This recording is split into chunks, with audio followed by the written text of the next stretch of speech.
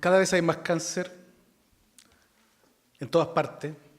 Aún siguen siendo las enfermedades cardiovasculares las mayores causantes de la muerte, más que los tumores, por el momento. En Chile, por lo menos, el 29% de las muertes son cardiovasculares y un poco por debajo están todos los cánceres juntos. Entre ellos dan cuenta de la mortalidad entre el 50 y el 60% de los chilenos, y esa es una realidad que parece ser transversal a casi todos los países. Esto nos pasa a casi todos, estos son los números. Parece que cuando uno junta enfermedad cardiovascular con tumores, empieza a juntar el problema. Claro, el cáncer de próstata es muy frecuente, ¿no? Pero su mortalidad es más bien baja. Los problemas los tenemos un poco después, con mama, con estómago, con cánceres de la vesícula, que son nuestros mayores conflictos. Parece ser que la incidencia de tumores en el mundo está aumentando y con el envejecimiento de la población se espera que sean cada vez más. Está aumentando la incidencia. Curiosamente, la mortalidad parece ir disminuyendo por cánceres. Estos son estudios que muestran cómo ha evolucionado la mortalidad tanto en los menores de 65 años como en los mayores de 65 años, tanto para los cánceres como las enfermedades cardiovasculares. Resulta que parece ser que todas van bajando. Estamos siendo eficientes en tratar estas enfermedades, se están muriendo menos. Ahora, ¿qué significa cuando una enfermedad aumenta su incidencia y disminuye su muerte? Y es que se está cronificando. Cada vez más estamos hablando de una enfermedad crónica. Una enfermedad crónica que va a requerir intervenciones, tratamientos, manejo. Y que vamos a tener que buscar estrategias que nos sirvan para eso, ¿no es cierto? Los oncólogos descubrieron muchos quimioterápicos eficientes para tratar la enfermedad. Como eso eran pocos, entonces inventaron más. Y empezaron a funcionar estas cosas. ¿Y qué pasó? Empezó a disminuir la muerte por cáncer, de todos los cánceres. Este es un estudio muy bonito de mujeres, ¿cierto?, en que prácticamente casi todos los cánceres aumentaron su sobrevida en el tiempo. Los pacientes mueren finalmente de cáncer, claro, pero después de etapa 3 o 4, donde tuvimos un espacio de tiempo para tratarlos, donde tuvimos que hacer algo con ellos. ¿Qué pasó cuando vieron en la evolución de estos pacientes tratados con cáncer? Que el riesgo de hacer insuficiencia cardíaca era mayor que de tener un segundo primario. Entonces nos empezamos a dar cuenta que parece que estas drogas quimioterapias le hacían mal al corazón. Y claro, prácticamente pueden afectar cualquier parte del corazón. Pueden producirnos arritmias, trastornos endocárdicos, dañar las válvulas, pero fundamentalmente van a producir disfunción ventricular, van a afectar el miocardio y van a afectar la contracción. Hay algunos conocidos bastante frecuentes, ¿no es cierto? Antraciclina, muy frecuentemente usado, ciclofosfamida y trastuzumab. Entonces, los modernos tratamientos eficientes y buenos han provocado estos problemas. Este es un paciente de 21 años que fue tratado por un teratoma. ¿Y qué es lo que encontramos después en la ecografía? Coágulos y trombos en la tricúspide y en todo el lado derecho del corazón. Este es un paciente fumador que hizo un accidente cerebrovascular y cuando lo fuimos a ver, ¿no es cierto?, había sido tratado, tenía esta masa tremenda en el corazón. Cuando el cirujano lo abrió tenía un melanoma. Una cosa muy curiosa de ver. Y este es un paciente de 16 años que tenía clásicamente un linfoma, entonces le dimos tratamiento y después del tratamiento se le hizo una resonancia magnética y que encontramos que estaban calcificadas todas las arterias coronarias. Entonces es evidente que hay una toxicidad producida. Este es otro caso. Un paciente que tenía una leucemia mieloide, le dieron su terapia, ese era su electrocardiograma basal, y cuando le hicimos los controles después de la quimioterapia bien tolerada, el QT se había ido a tal nivel de prolongación que tuvo que ser suspendido el tratamiento para que no hiciera una torsión de punta. Esta es una paciente que tenía ese ecocardiograma cuando partió por su cáncer de mama, con un strain perfecto, y este es el que tenía después del tratamiento, con una dilatación ventricular, una falla de funcionamiento y se habían deteriorado todos sus parámetros. Hice lo posible porque esto se moviera y venía con movimiento. Por lo tanto, el término de cardiotoxicidad es algo que se puede aplicar a cualquier efecto adverso que la quimioterapia provoque en el corazón y que pueden ser muchas. pero fundamentalmente los vamos a ver en aquello que tiene que ver con la disfunción ventricular, ¿no es cierto?, la insuficiencia cardíaca. En el desamparo de qué vamos a hacer con esto, se reúnen unos paneles de expertos, ¿no es cierto?, empiezan a analizar este tema para dar algunas directrices que nos sirvan. Y a partir de ahí hemos tenido algunas guías de cómo vamos a un poco evaluar estos enfermos. Se acuña el término de daño cardíaco o toxicidad cardíaca por quimioterapia para definirla, para darle números, para darle algún valor sobre el cual nosotros podamos tomar decisiones. Se diseñan sistemas para detectar precozmente su aparición. Parece ser que la fracción de eyección es lo suficientemente tardía para que no podamos hacer mucho a esas alturas. Y también definir si hay estrategias terapéuticas que puedan intervenir con este proceso. Entonces, se acuña ese término de disfunción cardíaca relacionada a la terapia con el cáncer. Y después de muchas discusiones, en que todavía no está zanjado, para fines de estos términos se acordó que la fracción de eyección se iba a estimar como normal en 53%.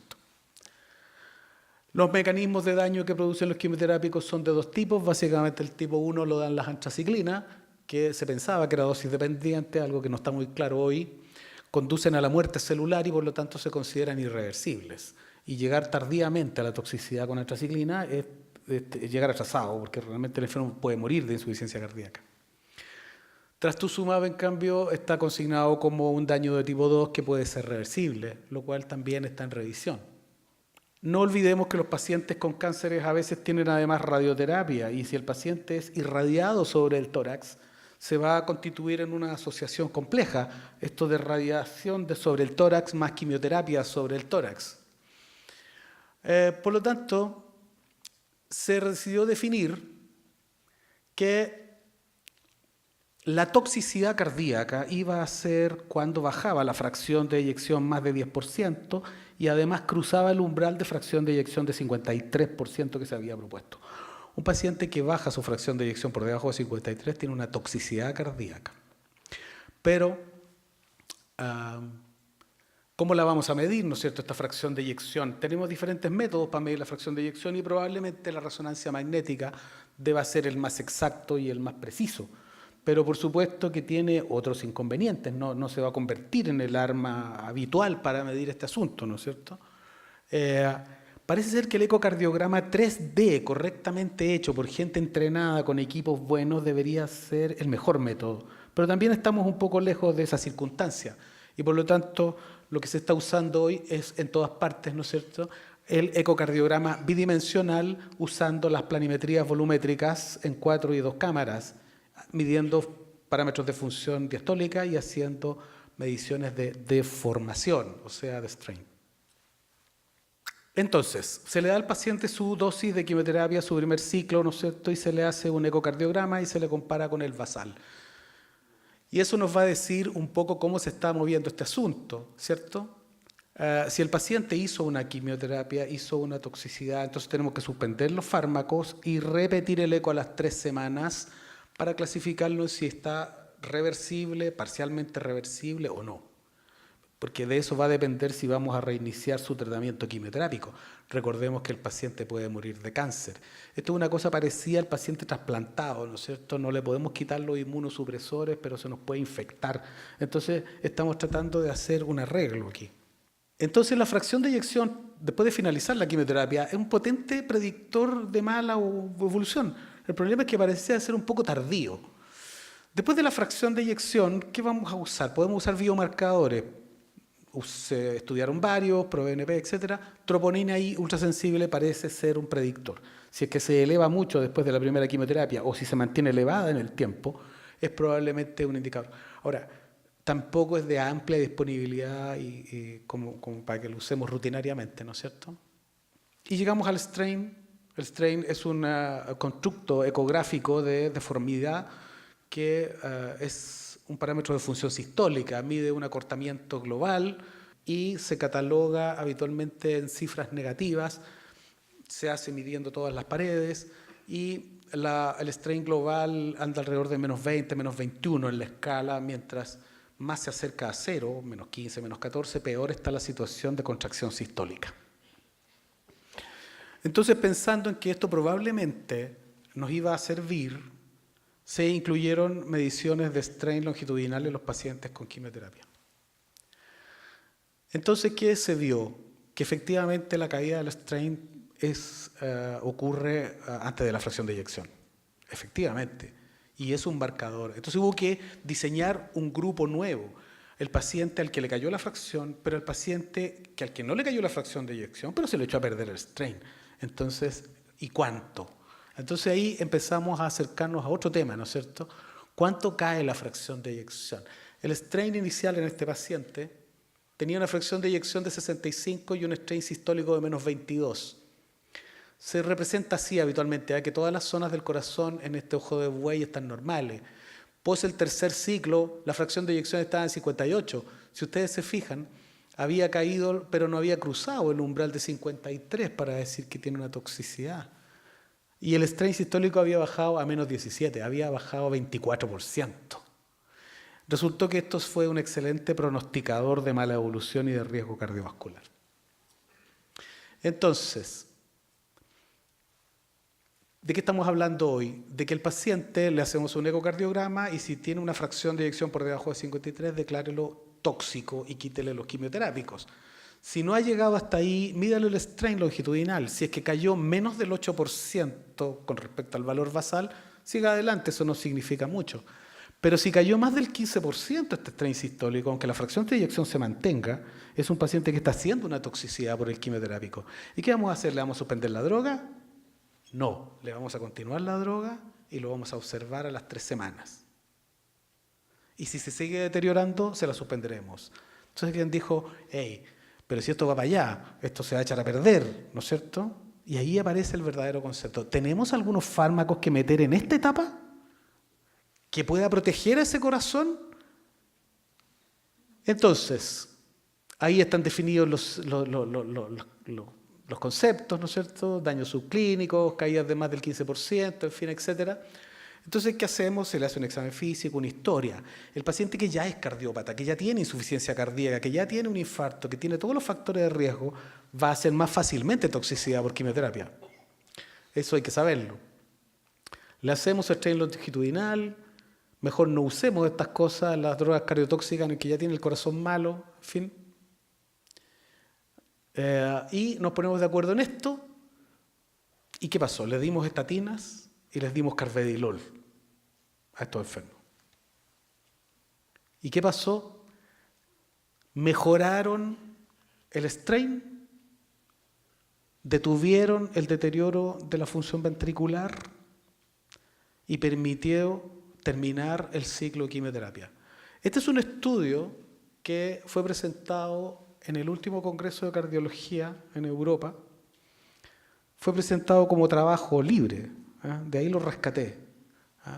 Y siguieron 78 mujeres con cáncer mamario que los trataron primero con antraciclinas y después le dieron la terapia coadyuvante con trastuzumab.